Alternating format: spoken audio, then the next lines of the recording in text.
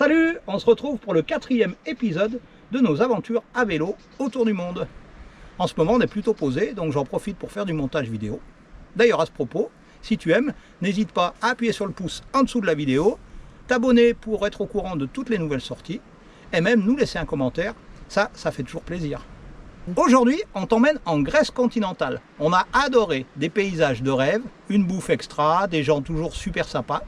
C'est un épisode un petit peu particulier parce qu'on était 3. On a un copain qui est venu nous rejoindre pour pédaler avec nous pendant 3 semaines. On a même fini plus nombreux, mais ça, je te laisse la surprise en regardant ce petit film après la traditionnelle bande-annonce. Après avoir vendu voiture, maison et tout ce qu'elle contenait, Fred et Greenwood, Rosita et moi partons vagabonder sur les routes du monde à vélo. Tu veux découvrir des paysages époustouflants, des bivouacs en pleine nature ou dans des endroits improbables? Tu veux rouler sur des chemins déserts ou des autoroutes? Rencontrer des gens, vivre des aventures incroyables? Allez, viens, on t'emmène sur le porte-bagages des Happy Cyclo. On visite rapidement la ville de Corfou, mais on ne s'éternise pas car il y a trop de monde pour nous. Malgré tout, c'est très joli et le centre ancien est vraiment charmant. Fred va à l'aéroport pour accueillir Robert. Il va passer 3 semaines avec nous pour vivre notre vie de voyageur à vélo pendant la traversée du pays.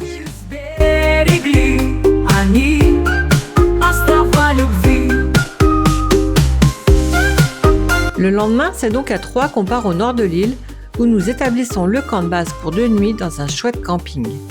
Ça va nous permettre de faire des balades à vélo sans les sacoches, en mode léger, et d'accoutumer Robert en douceur à l'itinérance. Pour nous, c'est un bonheur de rouler sans nos bagages, ça nous change tellement. En même temps, on a quand même 2 mois d'entraînement intensif dans les pattes, alors les pentes nous semblent faciles, c'est super agréable.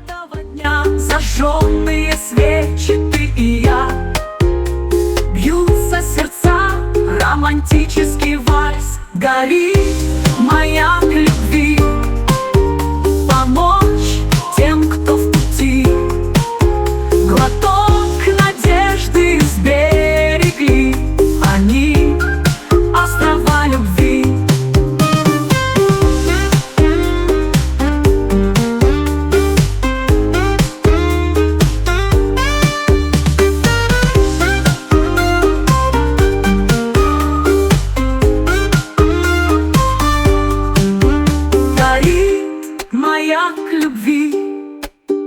Помочь тем, кто в пути. Глоток надежды сберегли они, острова любви.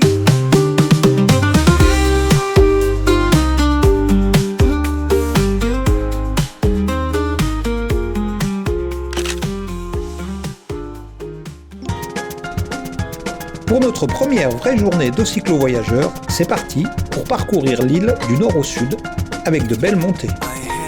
On traverse de jolis villages avec de rues étroites empêchant 2 voitures de se croiser. Il y a des chats à profusion partout.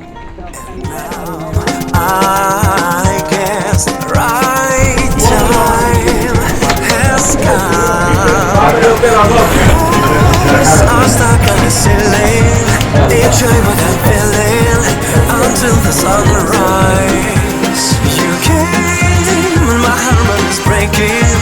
I must tell you something, so take my advice. Baby, just get out.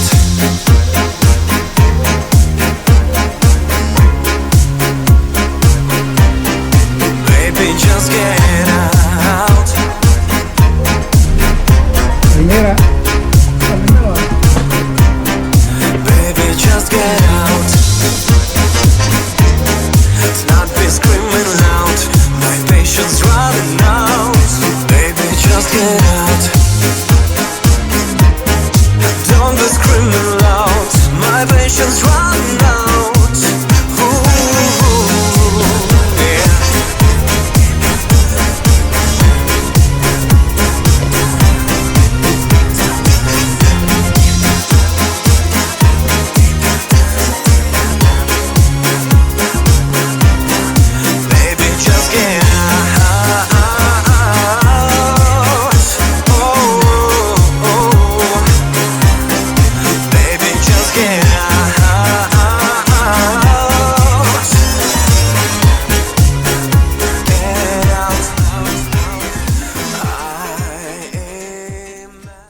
alors, qui c'est qui m'explique où on est? C'est toi qui t'y colle, Val? On est où? On est à Agios Mateos, D'accord, sur l'île de Corfou, super, presque dans le sud, on va dire. d'accord, Voilà, c'est un petit village tranquille où on a mangé des gyros. d'accord. Super bon, avec Robert. Ah ouais, il me semble que je vois que ça reflète dans tes lunettes. Bon alors Robert, c'était bien? Très bien, Ouais. C'était bon les gyros? très bon. Ouais. Puis c'était tout plat pour venir en plus, c'était cool. Ouais, vraiment, un faux plat. Montant, léger, détendant, bien. Très bien. Donc tu es prête à refaire du 12-13%, voire 18% comme on a fait ce matin? Avec les gyros, maintenant c'est bon. Oui. Ouais, c'est Je bon. suis reparti. Super. Imagined how it would Un petit souci mécanique nous contraint à un stop chez un garagiste qui se fait un plaisir de nous dépanner. enjoy what I'm feeling till coming sunrise. You scream, my heart is breaking. I won't tell you something. Please hear my advice. Baby, just get out. On roule maintenant le long de la mer sur la côte est, sur une route au ras des flots pour rejoindre le sud à Cabos, où on va patienter un peu avant de prendre le bateau, le temps que les grosses pluies annoncées passent.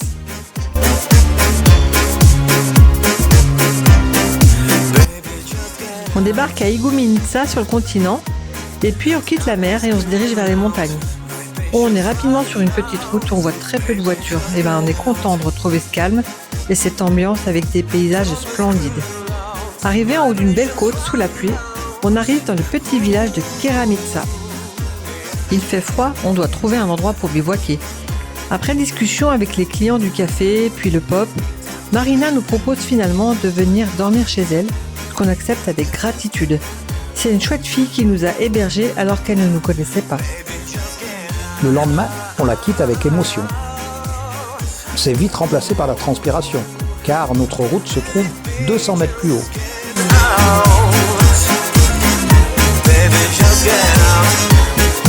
Baby, just get out. Oh, get out. Get out. Get out.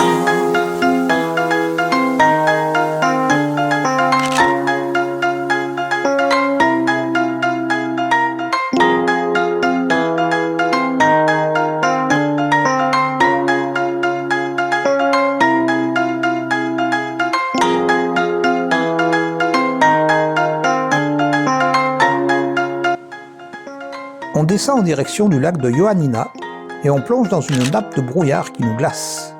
Mais heureusement, on retrouve vite le soleil.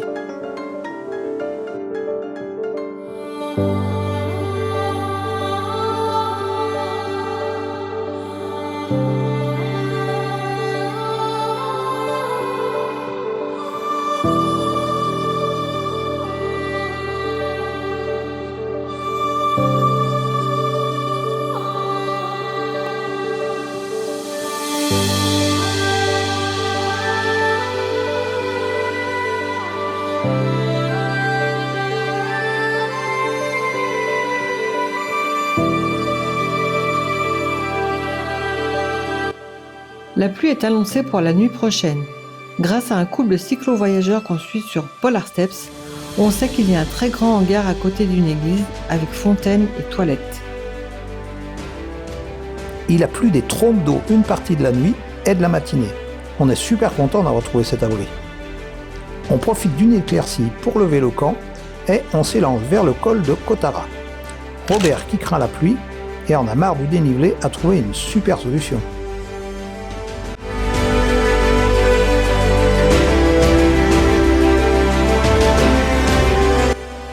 Du coup, il est en forme et termine l'ascension avec nous. C'est donc à 3 que nous profitons de ces merveilleux paysages.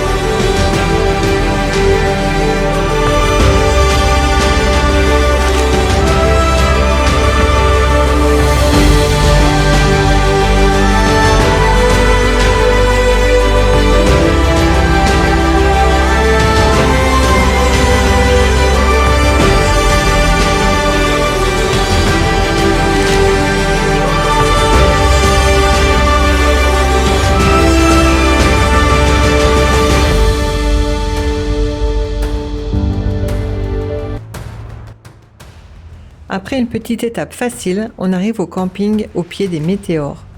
On les a vus de loin, ces monts qui s'élancent vers le ciel, mais quand on arrive vraiment au pied, c'est grandiose.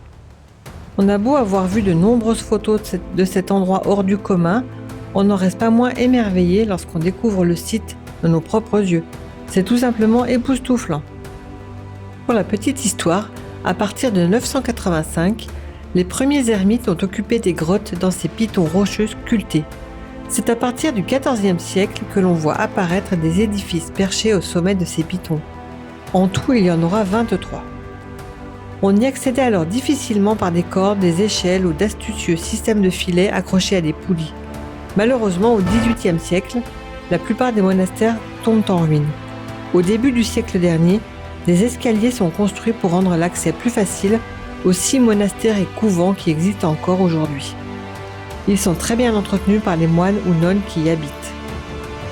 Ces hommes et ces femmes qui choisissent ces lieux pour se consacrer à leur foi avec ferveur vivent dans l'isolement et dans des conditions spartiates coupées du monde par la géologie des météores.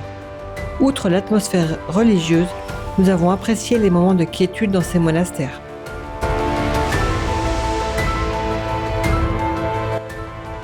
En quittant les météores, on a la surprise de découvrir des champs de coton pour la première fois de notre vie. Il faut savoir que la Grèce est le premier producteur de coton en Europe. On voit 2 paysans qui pulvérisent un traitement grâce à un très gros drone. Le spectacle est intéressant, mais ça reste inquiétant de voir des produits phytosanitaires répandus de la sorte. C'est une culture qui est amenée à disparaître, car elle est très consommatrice d'eau, et ça n'est plus en adéquation avec les ressources du pays.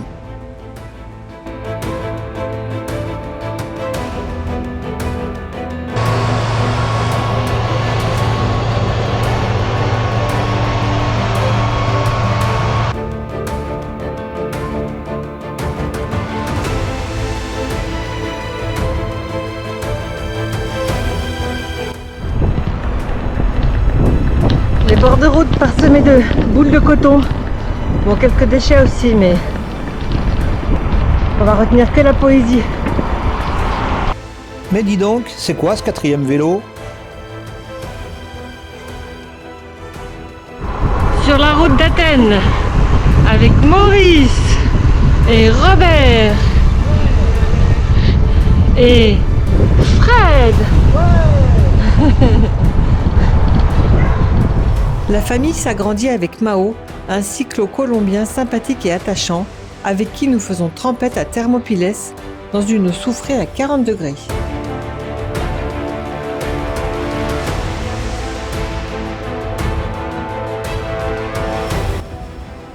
Allez, salut! En mode apicyclo, la France, au bord de la mer, en Grèce. Pas mal. Oh.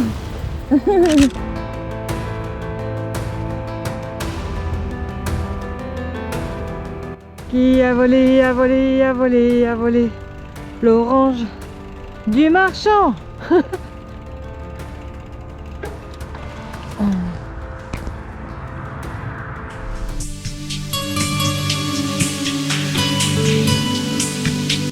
Nous avions prévu de rejoindre le centre d'Athènes en train.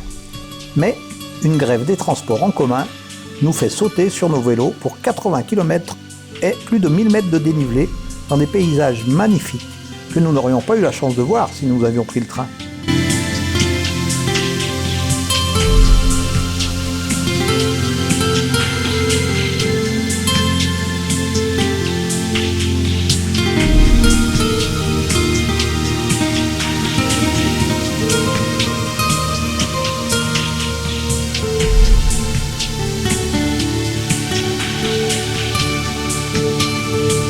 Après 30 km de descente, nous atteignons notre appartement dans le centre de la capitale grecque, où nous passerons 3 jours tous les 4.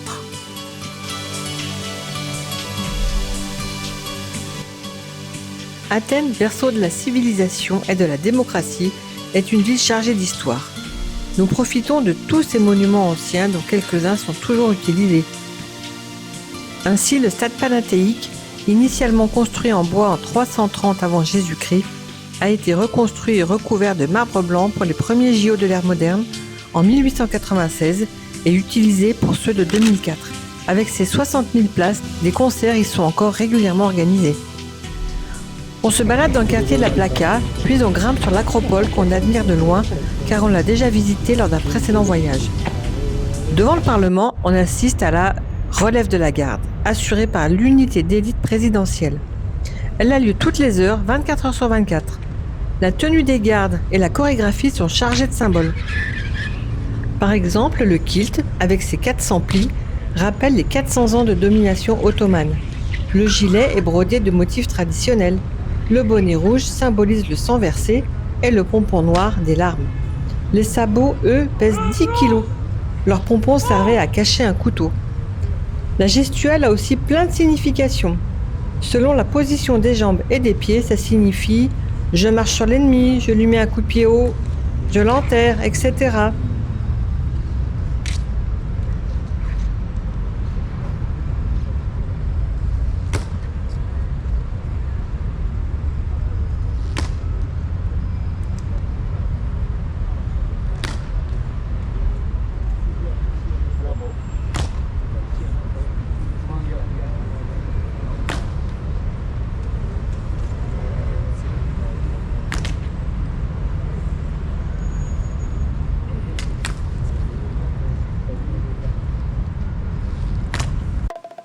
Athènes est aussi une ville moderne avec son quartier alternatif d'Exarcheia.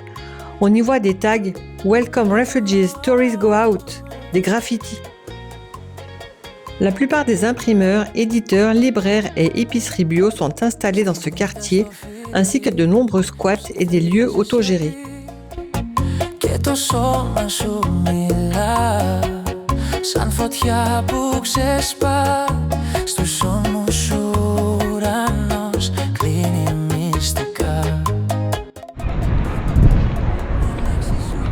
Nous sommes au sommet du mont Lycabette et on a une vue panoramique à 360 sur Athènes.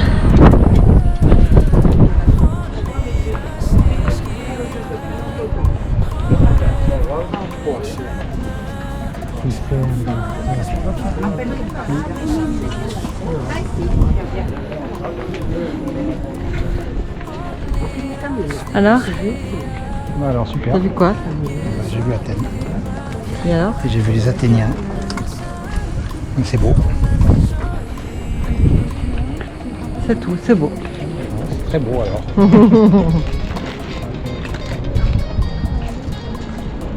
voit la mer, le port et le Parthénon, l'acropole.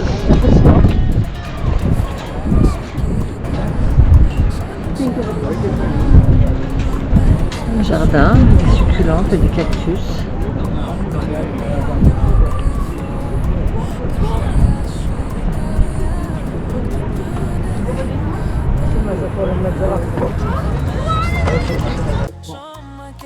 Nous sommes heureux et émus d'être arrivés à Athènes, après 3 mois passés sur la route et 4900 km.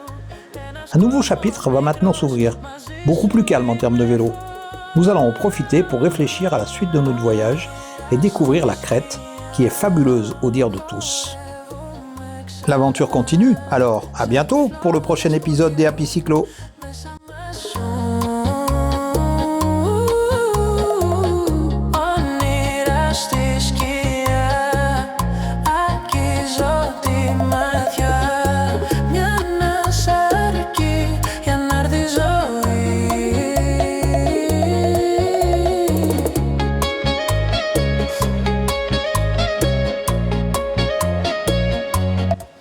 Merci d'avoir regardé cette vidéo jusqu'à la fin.